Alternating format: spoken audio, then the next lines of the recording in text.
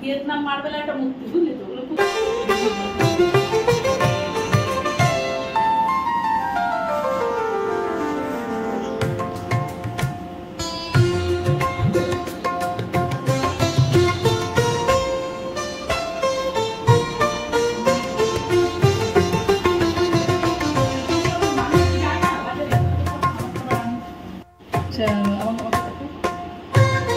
যেহেতু রাধাষ্টমী পুজো সেই জন্য 8টা প্রদীপ দিয়ে আমি পুজো বা মঙ্গল আরতি করবো।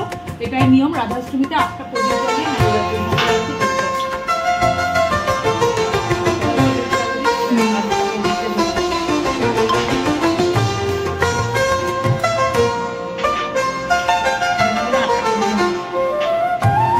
অষ্টমী তাই 8টা অষ্টমী বলে 8টা প্রদীপ দিয়ে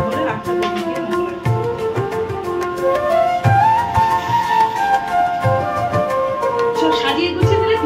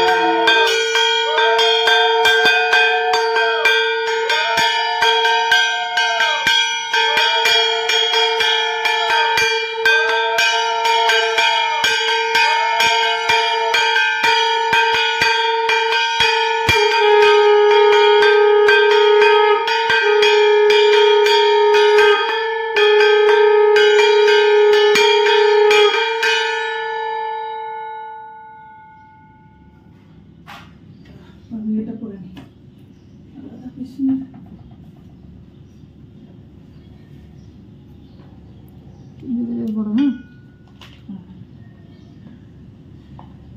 এখন আমি রাধা কৃষ্ণের ব্রত কথা পাঠ করছি।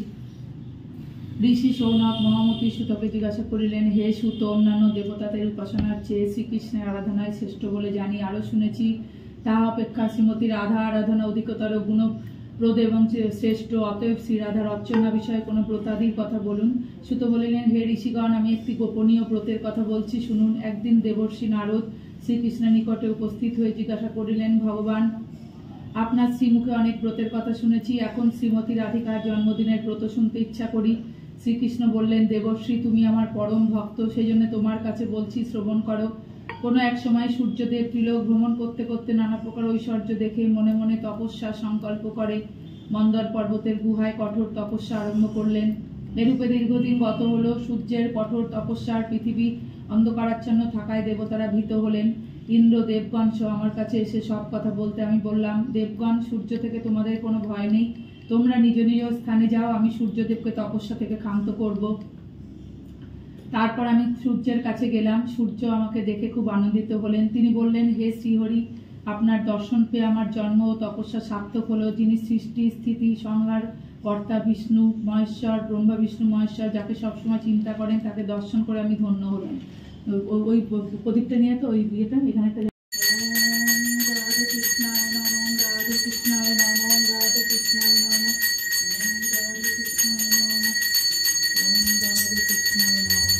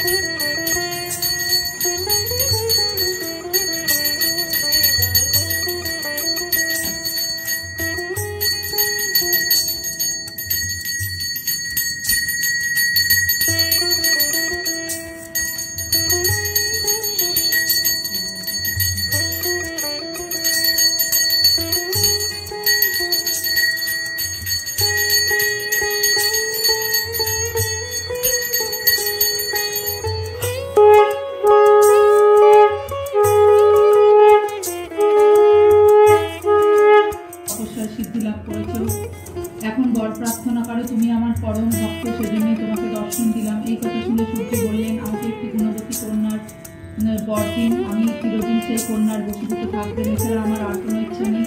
আমি তপস্বী বলে তাকে বললাম, এই ত্রিলোকে আমি একমাত্র শ্রীরাধিকারী বশীভূত, শ্রীমতী রাধা এবং আমাতে কোনো প্রভেদ নেই। আমি পৃথিবীর ভাল লাঘবের জন্য বৃন্দাবনে নন্দালয়ে অবতীর্ণ হব, তুমিও সেখানে বিশ্বভানু নামে রাজা হয়ে জন্মগ্রহণ করবে। শ্রীমতী রাধা তোমার কন্যারূপে অবতীর্ণ হবে। তারপর শ্রীহরি মথুরায় জন্মগ্রহণ করে নন্দালয়ে এলেন। সূর্যদেব বৈশ্যকুলে জন্মগ্রহণ করে বিশ্বভানু রাজা হলেন। গোপকন্যা কৃত্তিদার সঙ্গে তার বিবাহ হল। যথাকালে ভাদ্র মাসের শুক্লপক্ষে অষ্টমী তিথিতে বিশাখা নক্ষত্রে কৃত্তিদার গর্ভে শ্রীমতী রাধিকার জন্মগ্রহণ করলেন। গোপগোপীরা আনন্দ উৎসবে মেতে উঠল। আমার মায়ের মুক্ত হয়ে রাধিকা আমাতেই পতিত্ব বরণ করতে ইচ্ছা করলেন। যথাকালে আয়ন ঘোষের সঙ্গে শ্রীরাধার বিবাহ হলো ঘটের পটে, কিন্তু আমাকে পরম পুরুষ জ্ঞানে আমার সঙ্গে বিহার করতে লাগলেন। শ্রীমতী রাধার এই জন্মদিনে গন্ধ পুষ্প ধূপ দীপ নৈবেদ্য বসন ভূষণ দ্বারা শ্রীমতী রাধার পূজা করে নানা প্রকার মহোৎসব ক্রীড়া কৌতুকাদি করতে হয়। রাধার সখীবৃন্দ গোপিকাবৃন্দ কীর্তিদা বিশ্বভানু প্রভৃতিরও পূজা করতে হয়। তারপর ব্রতকথা শুনে সেদিন উপবাসী থেকে পরের দিন বৈষ্ণবদের সঙ্গে পালন করতে হয়। রাধা নামের সঙ্গে কৃষ্ণ নাম যোগ করে জপ করলে যাবতীয় মন্ত্র জপের ফল লাভ হয়। তপজপে আমার যেমন সন্তোষ জন্মে একবার রাধা নাম উচ্চারণ করলে তার চেয়ে সহস্রগুণ বেশি আমি সন্তোষ লাভ করি। এই ব্রতের অনুষ্ঠানে সর্বদুঃখ দূর হয় এবং পরম শান্তি লাভ হয়। মনৈশ্বর্য গৃহপূর্ণ হয় এবং সর্বস্থানে বিজয় লাভ হয়। ভক্তের কাছে এই ব্রতের কথা বললে সমস্ত অমঙ্গল দূর হয়, কিন্তু ভণ্ড পাষণ্ড ভক্তির নাস্তিকের কাছে প্রকাশ করলে অমঙ্গল হয়। শ্রীকৃষ্ণের কাছে এই কথা শুনে নারদ মর্তে এই মর্ত প্রচার করলেন আর নিজে ব্রত পালন করলেন। জয় শ্রী রাধে কৃষ্ণায় নমঃ। আর বাজে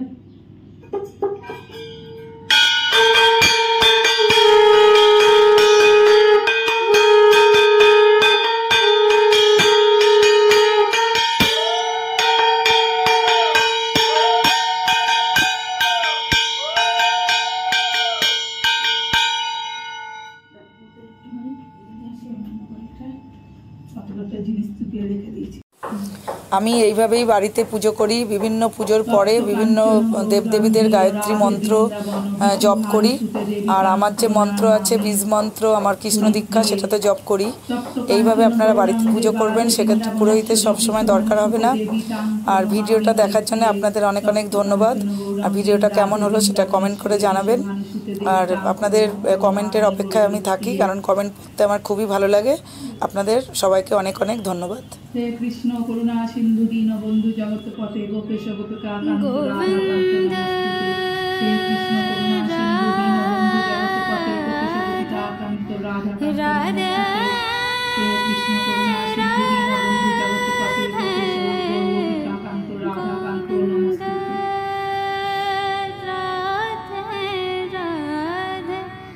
রাধে রাধে হরে কৃষ্ণ কৃষ্ণ কৃষ্ণ হরে হরে, হরে রাম রাম রাম হরে হরে।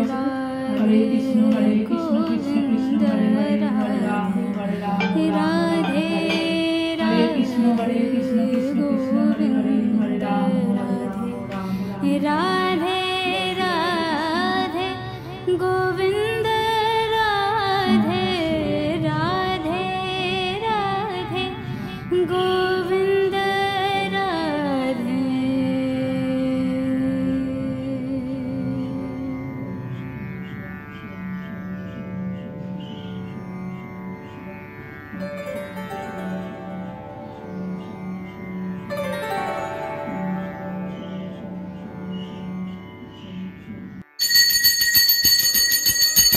गोविंद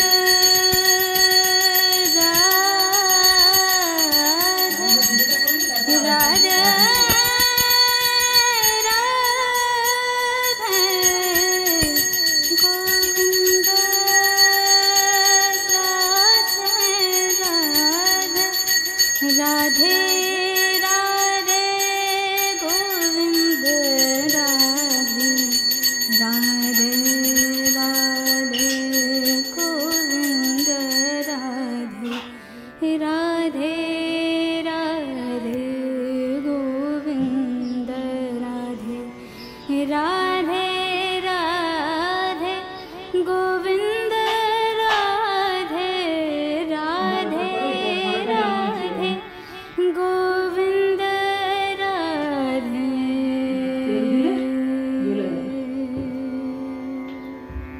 চল এটা একটু দেখা, এই আটটা প্রদীপ দেখা।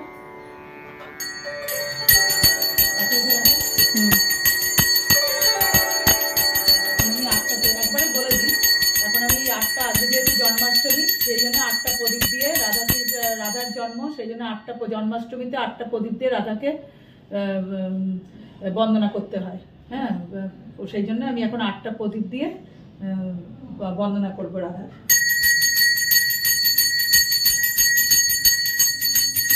আরতি করবো আটটা প্রদীপ দিয়ে, এখন আমি আরতি করবো।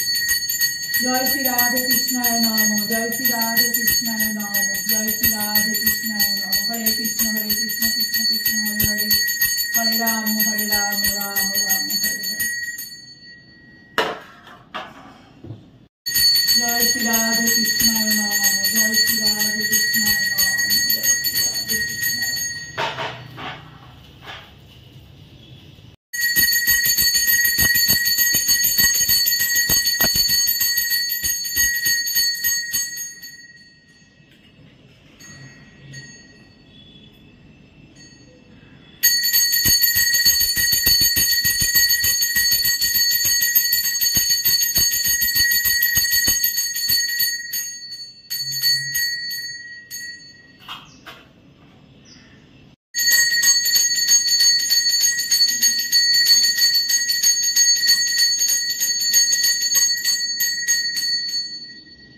একটুখানি